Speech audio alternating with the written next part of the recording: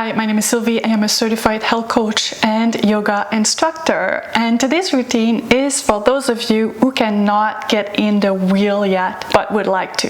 There are many benefits to doing the wheel. It is an incredibly rewarding and energizing yoga pose. And if you would like to learn more about its benefits, I recommend you click in the link that you'll find in the description below. That's my blog post, and I explain all of the benefits and give you tons more information. A lot of beginners think that they can't do the wheel pose because they try to get on their back and lift themselves up. They just can't even get their heads off the mat, and that used to be me. However, it's not the lack of strength in your arms and shoulders. It is likely the lack of flexibility in your back and possibly your shoulders as well, because this lack of flexibility creates more resistance and makes it impossible to lift off the mat. So that's why if the wheel pose is your goal, use this routine, do it a few times a week, will really work on increasing your back and shoulder flexibility. Then I'll show you how to get in a wheel pose. Whenever you feel ready to give it a try, just give it a try. See what happens, and if you can't lift off the mat yet, just keep practicing until you can. I recommend after you've been practicing for a while, do more than one wheel pose every time you practice your back bends. That'll help increase your flexibility a lot faster, and you'll be able to get deeper in the pose, feel stronger in the pose. And I also have another great back bending routine that you can use to practice your wheel, and I'll share that one in the description below as well. We're going to get started in down dog. Start on all four, lift your knees off the mat as you press your butt back. Keep your knees slightly bent and press your hands forward. Feel the stretch as you press your heels down on the mat.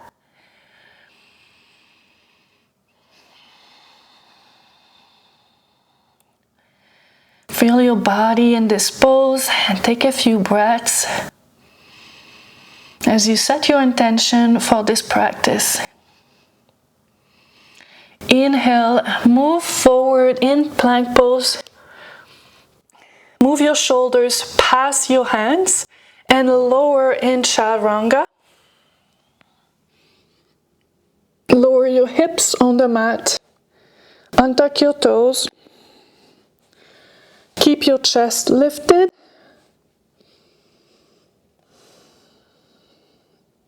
Now, depending on your level of flexibility, you may find that uncomfortable already. Press your forearms on the mat in front of you, and you may find that here you feel a lot of discomfort in your lower back. As a beginner, that was the case for me. The instructors always say, make sure you're not putting all the pressure in your lower back. They encourage you to open your front body, your chest, so that you're not putting too much stress on your lower back. But as a beginner, most likely you're so inflexible that you'll always feel it in your lower back.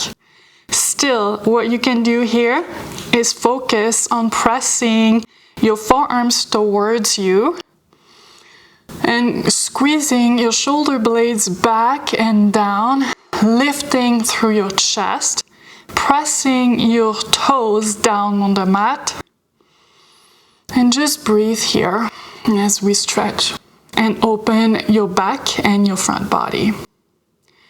Now, if you've been stretching for a while, or if your back is more flexible, you may be able to lift in Cobra, and to do that, you're just going to lift your forearms off the mat by pressing your hands forward.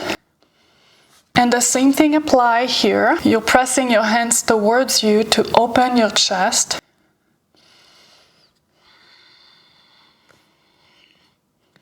You can also start bringing your hands closer to your body.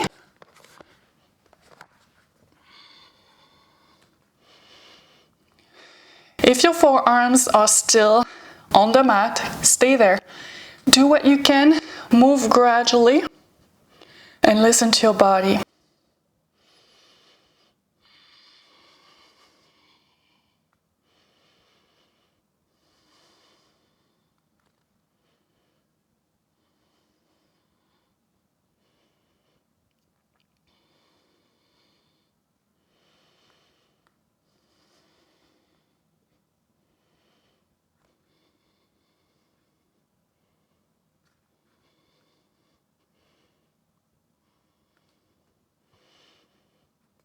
Next, we're gonna stretch your shoulders.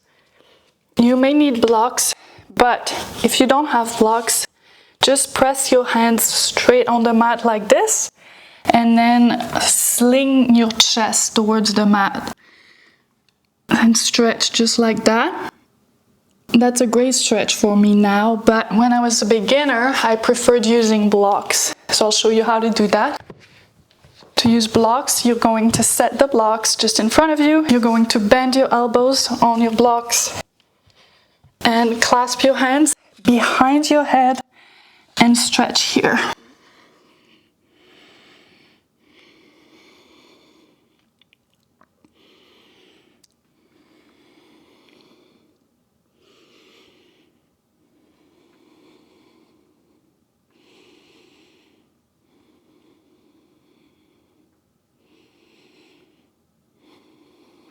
When you do these routines regularly, I find that it's helpful to listen to music.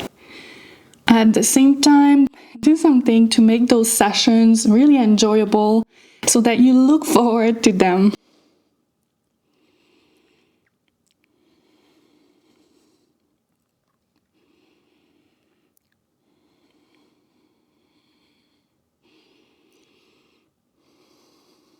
Feel the sensations in your body. Sometimes there's a little bit of discomfort and you have to breathe through it, but sometimes feeling the opening is nice.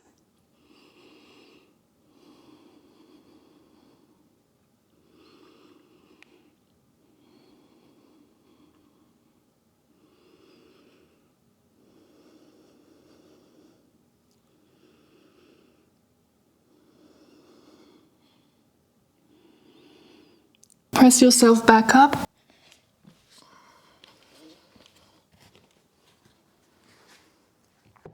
Next, we're going to do camel pose, and we're going to do some sweep ups just to warm up in the pose at first. You're going to keep your toes stuck under your seat and bring your right hand on your right heel, and you're going to lift your butt off your heels as you press your hips forward and sweep your left hand high up. Now reverse side.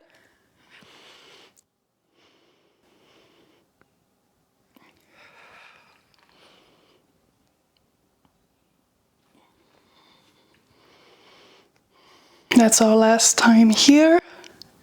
Now you're going to bring your right hand on your right heel and press your hips forward. You can keep gazing forward, or you can let your head go.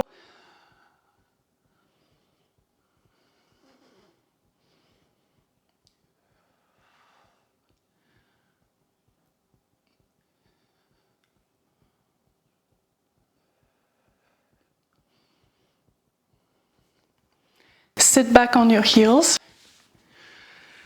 and take a moment to breathe. Feel all the sensations.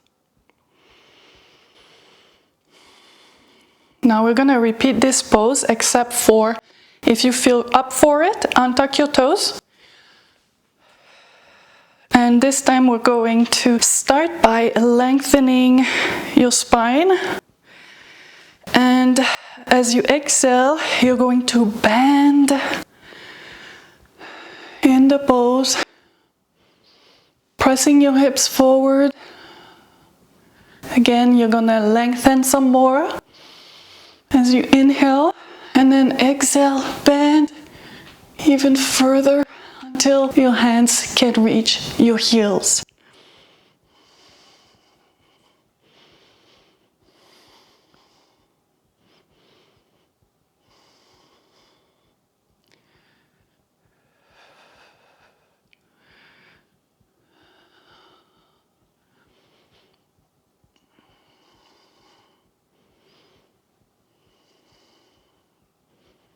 Now get into all fours. Press back in down dog.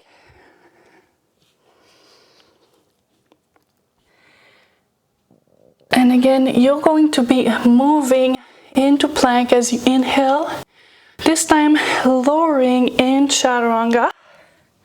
And then lifting to up dog. The difference between cobra and up dog is that you are keeping your thighs engaged and they're not resting on the mat. You can bend your elbows slightly. And again, you're pressing your chest forward by feeling your hands coming towards you.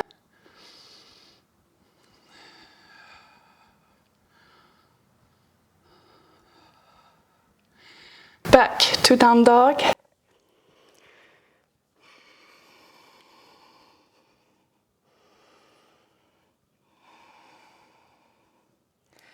Inhale into plank.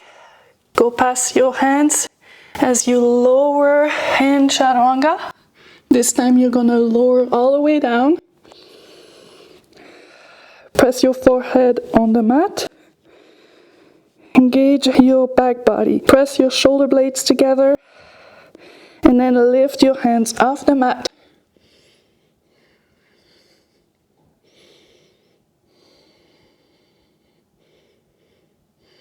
Lower. Inhale. Get back into your cobra pose. And if that's too uncomfortable, do the Sphinx pose that we've done the first time around.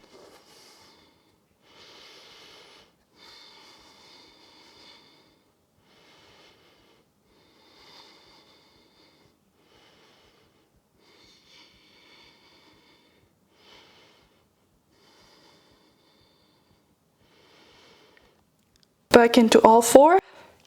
And this time we're gonna stand.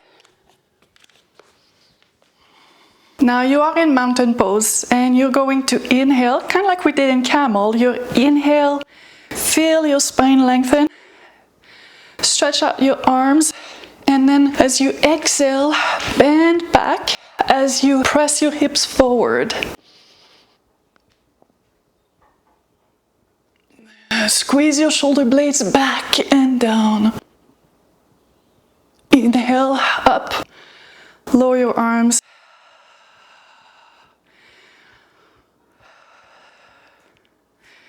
We're going to repeat that. Inhale. Squeeze your shoulder blades back and down. And exhale, back in the pose.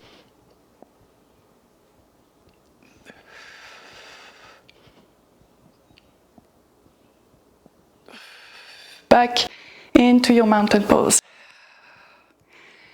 Now sit back down on your mat for one last preparatory pose before your real pose, and we're gonna get in the bridge.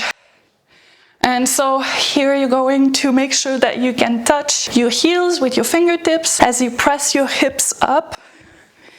Squeeze your shoulder blades back and down. Open your chest. And now feel the back of your neck pressing on the mat. Try and make your spine as long as possible. So as you're pressing the back of your neck on the mat, and also you can extend your spine in your sacrum area by pressing up.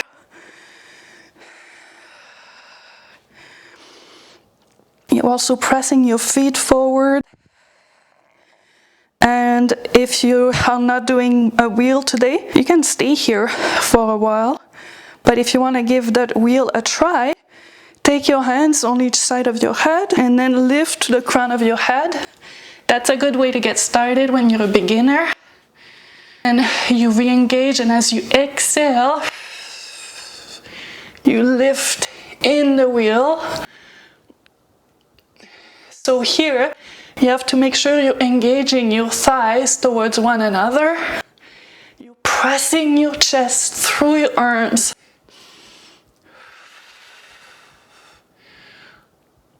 And feel your hands pressing against the mat. You're pressing up, up, up, up, up. Tuck your chin, get back down slowly. Now enjoy the rush that happens after you do a wheel. That's why I've become such a big fan of them. Use this video often and you'll be able to get in that wheel. That's all you need to learn to get in the wheel pose.